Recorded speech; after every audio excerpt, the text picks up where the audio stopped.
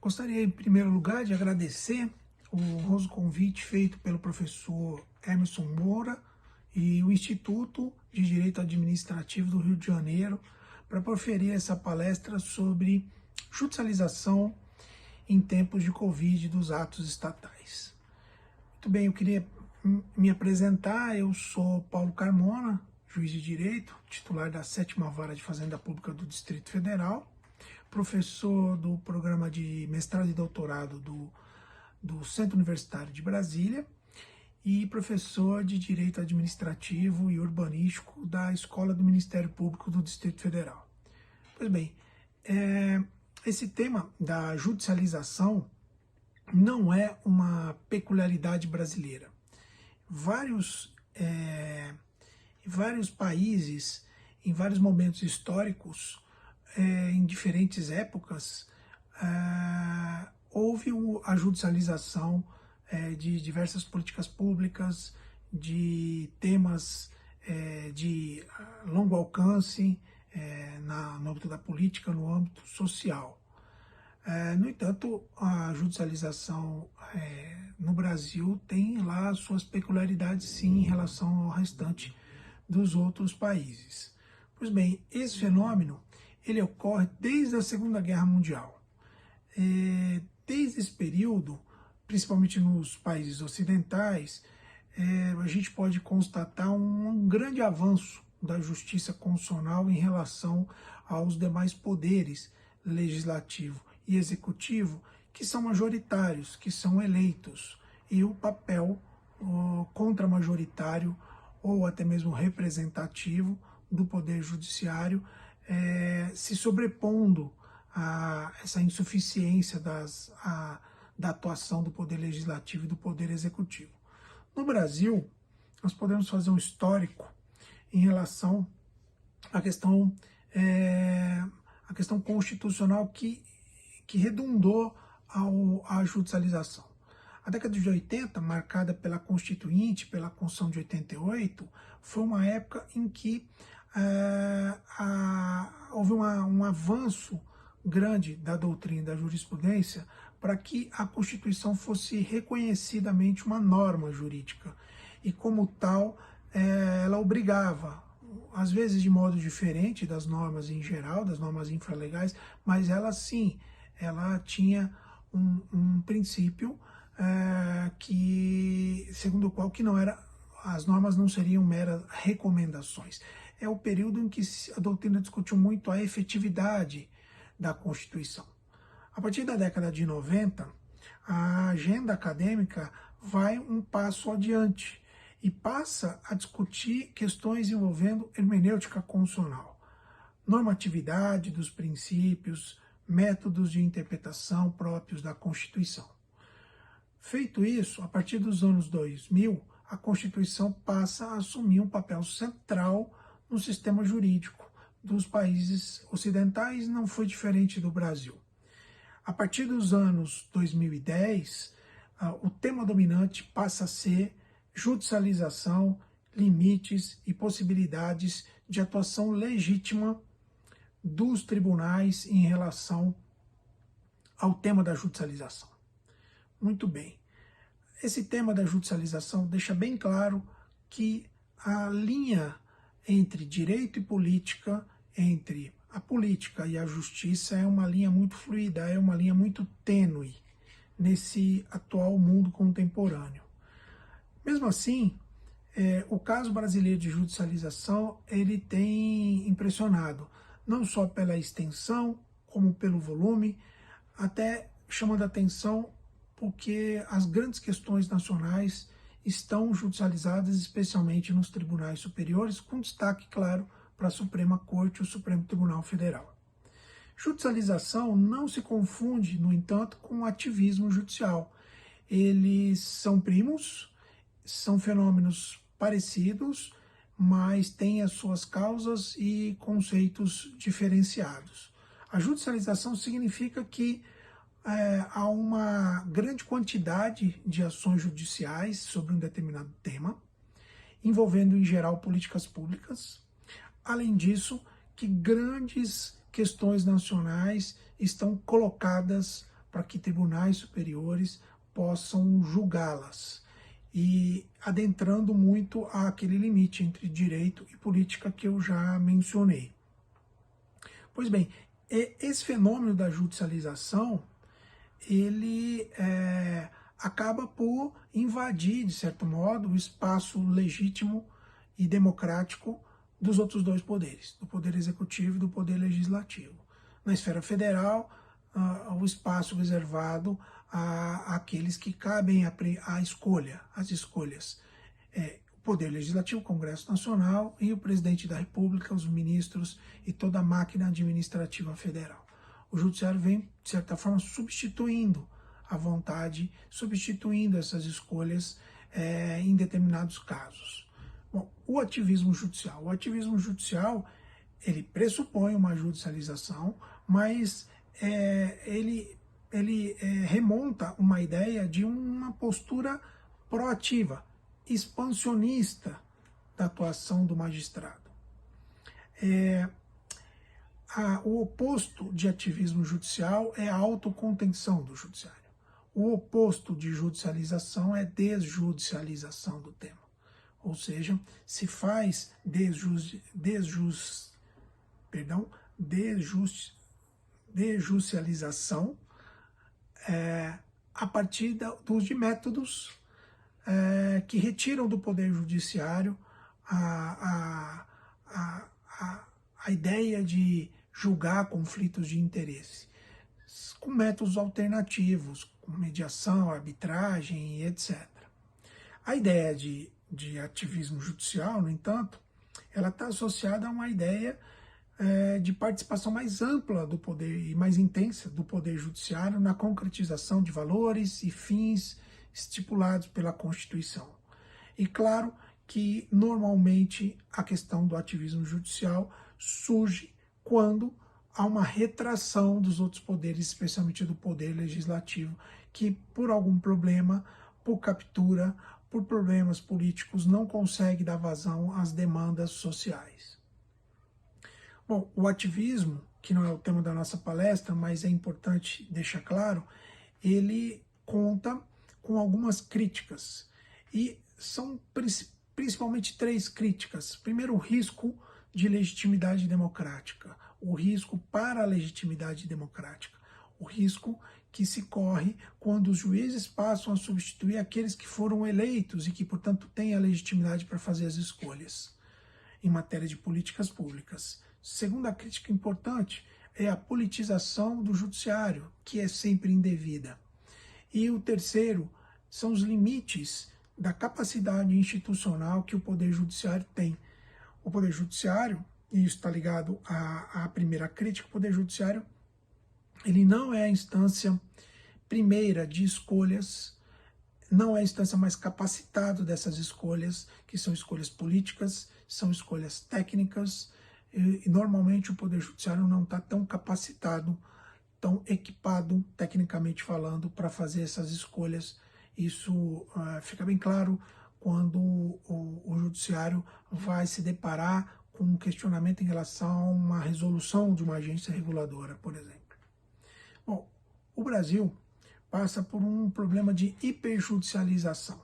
E essa hiperjudicialização da vida é um fenômeno que pode ser apreciado tanto no seu aspecto quantitativo, que eu já mencionei, mas também no seu aspecto qualitativo.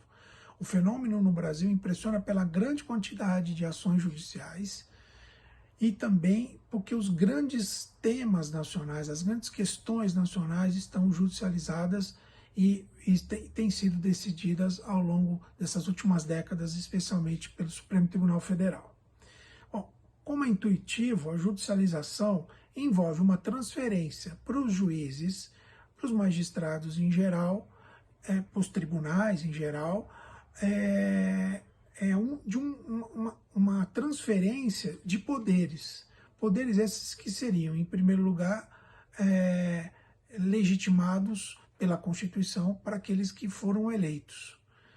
No entanto, esse fenômeno ele ocorre em grande medida dos países democráticos ocidentais, o Brasil não ia ser diferente, e ele tem lá as suas causas, múltiplas causas. Eu vou destacar apenas 3 possíveis causas do fenômeno da judicialização no Brasil.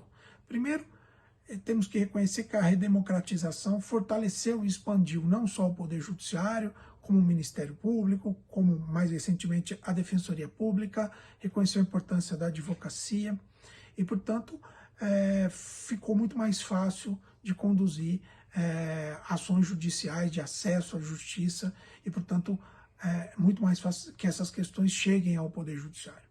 Uma segunda questão importante é que a Constituição de 88 trouxe para ela inúmeras matérias que antes não eram tratadas pelas constituições anteriores. A Constituição 88 é do modelo analítica. Isso começa com a Constituição Portuguesa de 76, passa pela Constituição Espanhola de 78 e chega na nossa Constituição de 1988. Então, questões que antes eram deixadas para o processo político majoritário, Congresso Nacional, com participação do Executivo, da Presidência da República, passaram a ser trazidas para a Constituição. E isso faz com que a política se transforme em direito, como diz o professor Luiz Roberto Barroso. Ou seja, se uma questão é trazida para a Constituição e configura um direito fundamental, seja individual ou coletivo, isso traz um potencial de que essa questão seja levada ao judiciário, isso transforma essa questão em uma potencial pretensão jurídica. E essa pretensão jurídica acaba desaguando no Poder Judiciário. É a questão da judicialização da saúde, envolvendo medicamentos, vagas em UTI, e agora na pandemia, respiradores e tantas outras questões.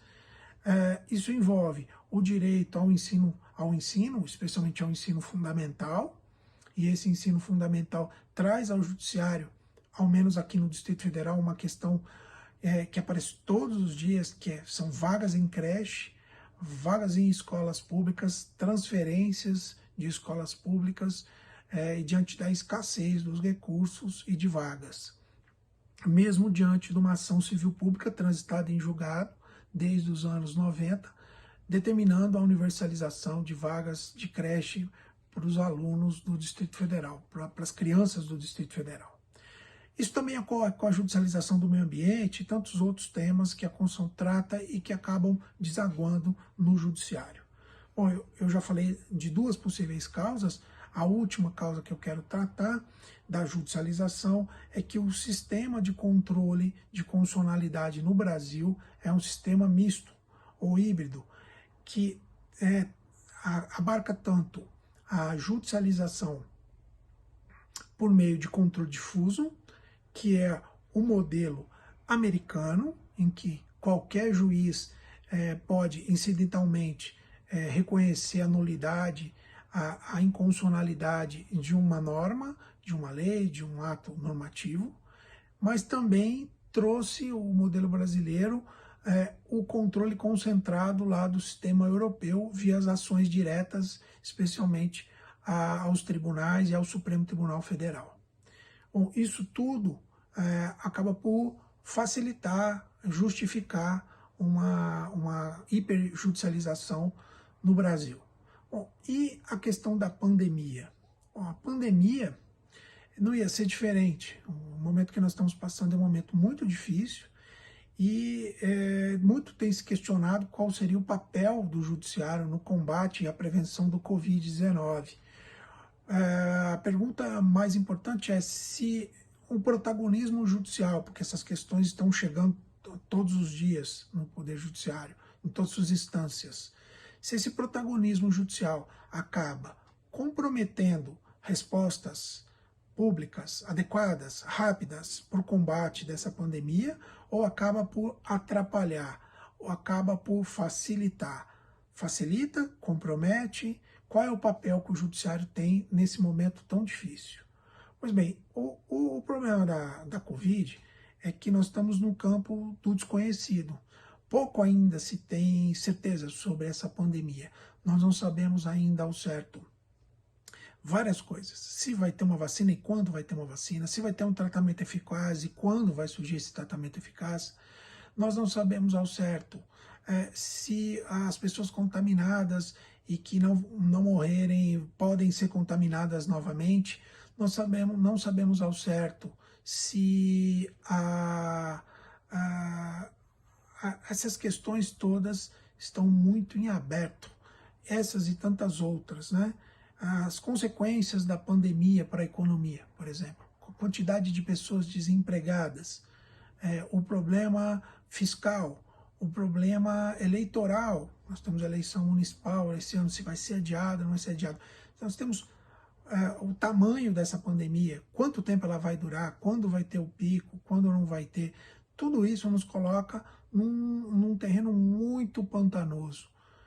E o direito, ele normalmente é concebido para atuar dentro de certas circunstâncias muito mais normais. Claro que existem instrumentos para já prevendo situações de anomalia, situações excepcionais, como estado de sítio, estado de defesa, requisição administrativa e etc.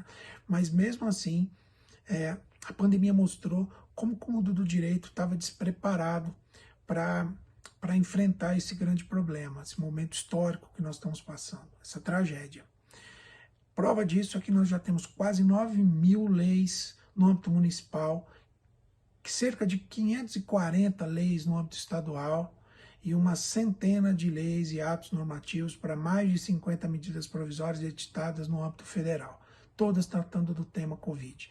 A meu ver, esse problema da Covid vai ser discutido ainda por muitos anos, vai ter muitos reflexos em relação a esse tema no Poder Judiciário. Essa judicialização não vai terminar com o fim da pandemia, isso é óbvio, mas, a meu ver, nós vamos discutir isso ainda talvez por uma década, no mínimo por 5 anos, questões envolvendo a pandemia, a responsabilidade do Estado em diversos casos, relações contratuais e etc. Né?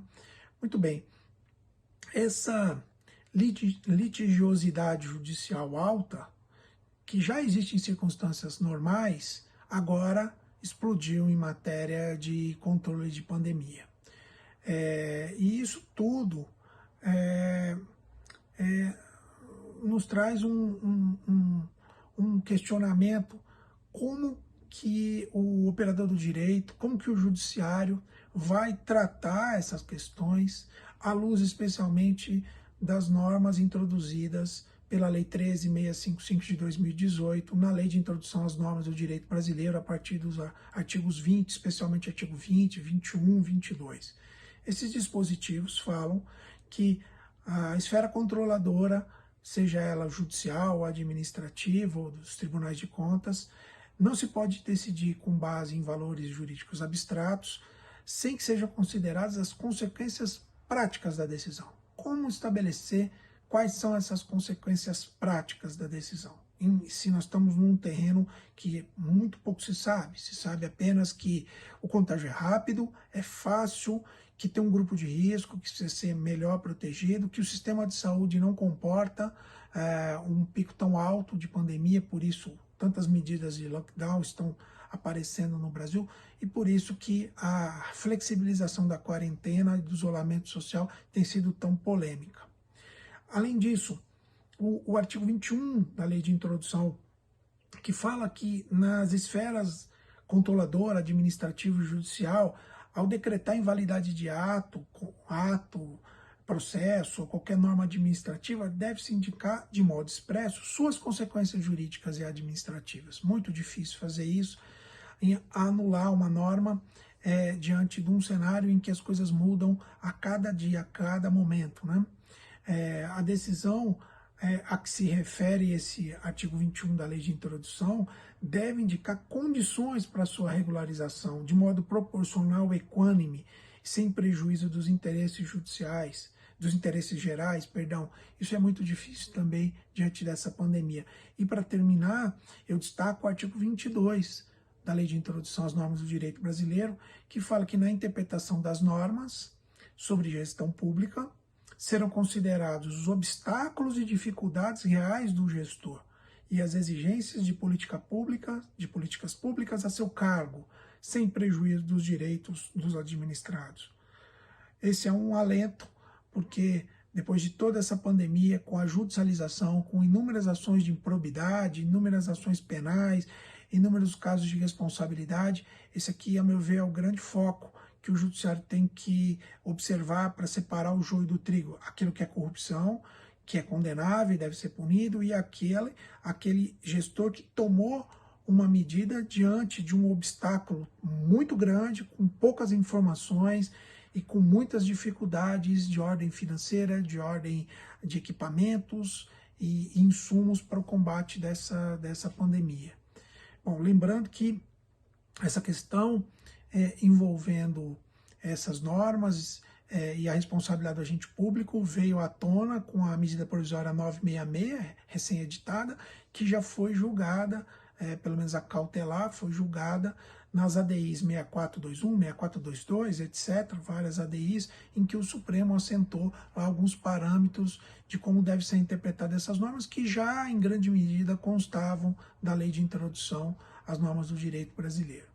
Bom, e a judicialização do Covid nas varas de fazenda pública do Distrito Federal, que é a experiência que eu estou passando. A gente pode separar em 3 grandes grupos envolvendo essa judicialização. Primeiro, nós temos muitas ações judiciais, individuais e coletivas, questionando os decretos de quarentena.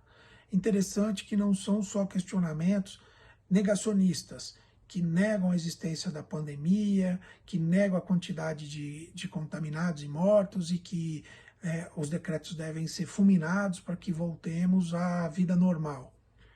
Interessante que também aparecem ações dizendo que as medidas são insuficientes e que as medidas tomadas não vão atender o interesse público e, portanto, deveriam ser mais restritivas, estabelecendo lockdown, estabelecendo uma restrição muito forte no transporte coletivo.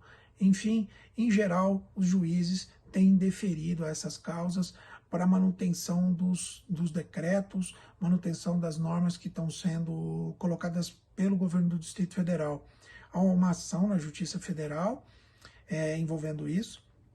A juíza estabeleceu, depois de ouvir as partes, critérios para a retomada gradativa das atividades econômicas aqui no Distrito Federal, mas essa decisão caiu em grau recursal, porque o desembargador federal reconheceu a incompetência da Justiça Federal e mandou cindir essa questão para que descesse para as varas de fazenda pública, o que deve acontecer nos próximos dias.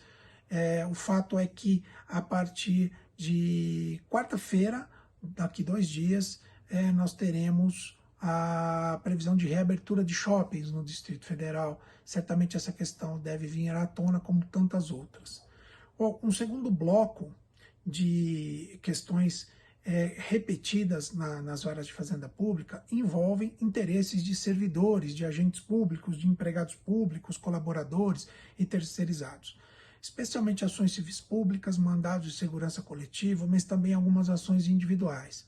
Muita atuação aqui dos sindicatos, alguma atuação também por parte da Defensoria Pública.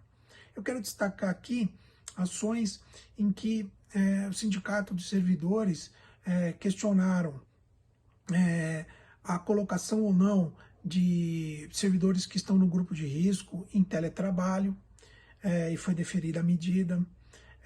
Ações que envolvem a suspensão de cirurgias e procedimentos médicos eletivos, ações que envolvem a instituição imediata de teletrabalho para a categoria de delegados de polícia e de agentes de polícia foi indeferido, porque eles têm que ter um atendimento e uma atuação não remota, é um serviço essencial. Atuação de Associação Nacional de Contribuintes pedindo a suspensão de todos os tributos do Distrito Federal durante a pandemia, isso no mandado de segurança coletivo foi indeferido. A atuação de sindicatos pedindo para não suspender adicional de periculosidade de servidores que estavam no regime excepcional de teletrabalho, e aí também foi indeferido, porque se eles não estão atuando próximo à questão da periculosidade do agente que causa periculosidade, eles não fazem jus ao benefício mas aqui há uma boa discussão. Também temos uma interessante ação civil pública movida pela Defensoria Pública do Distrito Federal, em conjunto com a Defensoria Pública da União, em que a tutela de emergência foi deferida parcialmente para determinar ao Distrito Federal uma tutela dos moradores em situação de rua, que é uma população que tem extrema vulnerabilidade, né?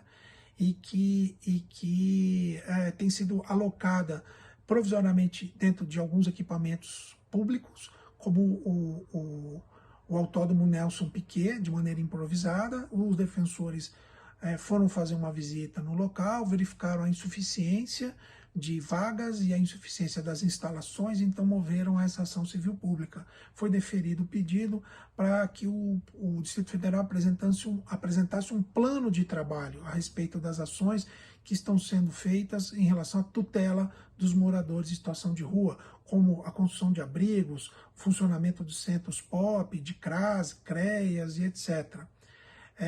Também para que o poder público disponibilizasse espaço específico para, dentre aqueles moradores em situação de rua, ficassem mais protegidos aqueles que são enquadrados em grupo de risco, como idosos, gestantes, pessoas com doenças crônicas, imunossuprimidas, doenças respiratórias, comorbidades em geral, que já se sabe que é o grupo que tem maior propensão para, uma vez contaminado, ser levado a óbito. E, enfim, a tutela de urgência também foi deferida para que seja garantida aos servidores e terceirizados que atuam com essa população, que tem equipamentos de proteção individual. Esse é um grande problema. O poder público não tem conseguido a aquisição desses equipamentos na quantidade e no momento necessário.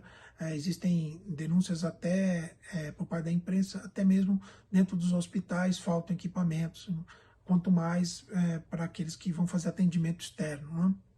Bom,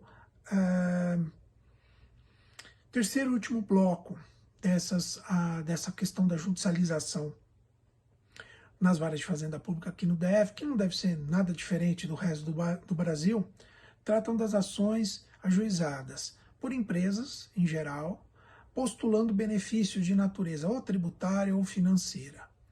Especialmente aqui mandados de segurança postulando parcelamento ou suspensão do recolhimento de ICMS, de ISS, de IPTU e etc. Em geral, os juízes têm deferido essas medidas.